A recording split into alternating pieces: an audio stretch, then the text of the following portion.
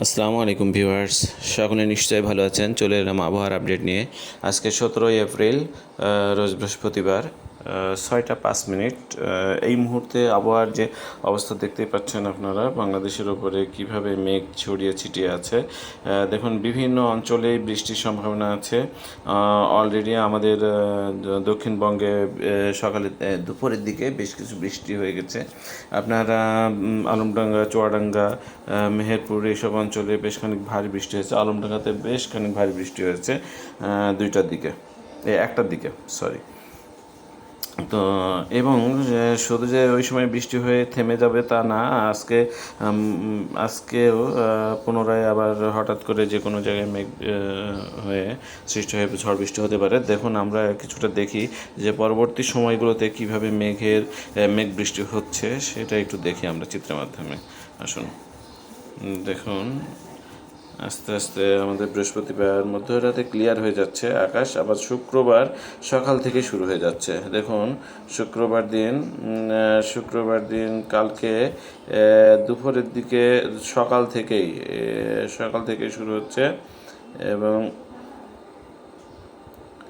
এই যে সকাল থেকেই শুরু হচ্ছে, মোটামুটি 10টার দিকে আপনার উত্তর অঞ্চল থেকে শুরু করে ওই বৃষ্টির মেঘটাই আস্তে আস্তে দক্ষিণ দিকে আসছে, খুলনার দিকে চলে আসছে।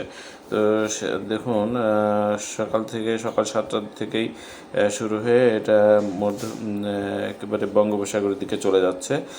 তো এই তার মানে শুক্রবার দিন সকাল থেকেই আমরা বৃষ্টি দেখা পাবো, আশা করা যায়। এবং শুক্রবার দিন এবং পরের দিন শনিবারেও বৃষ্টি থাকছে প্রচুর পরিমাণে সারা দেশে।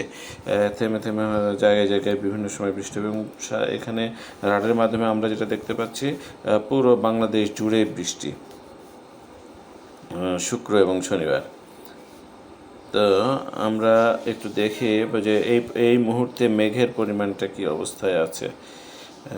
দেখুন, সমস্ত বাংলাদেশেই প্রায় মেঘ বিরাজমান। তার মধ্যে আমাদের দক্ষিণবঙ্গে বেশি, এবং আমাদের পার্শ্ববর্তী রাষ্ট্র ভারতের কলকাতা রাজ্যে মেঘের পরিমাণটা বেশি আছে।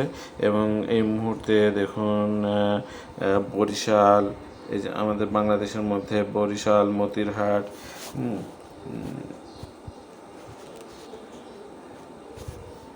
তারপর মাঠবাড়িয়া, কলাপাড়া, খেপুপাড়া, পিরোজপুর, এইসব অঞ্চলে বেশ খানিক, খুলনা, শ্যামনগর, সাতক্ষীরা, এসব অঞ্চল। এবং সেই সাথে সাথে আমরা দেখছি কলকাতার চন্দ্রনগর, কলকাতা, ওই সব অঞ্চলগুলো, কোলাঘাট, উলুবেড়িয়া, চন্দননগর, এসব অঞ্চলে দেখুন এই বৃষ্টিটা বেশ খানিক, এখানেও বৃষ্টি হওয়ার সম্ভাবনা আছে। আর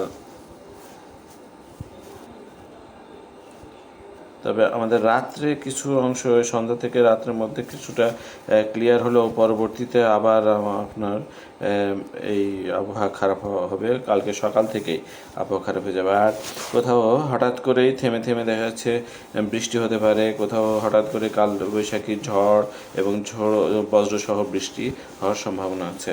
তো ভিডিওটি আর বড় করছি না। ধন্যবাদ সকলকে। আসসালামু আলাইকুম ওয়া রাহমাতুল্লাহ।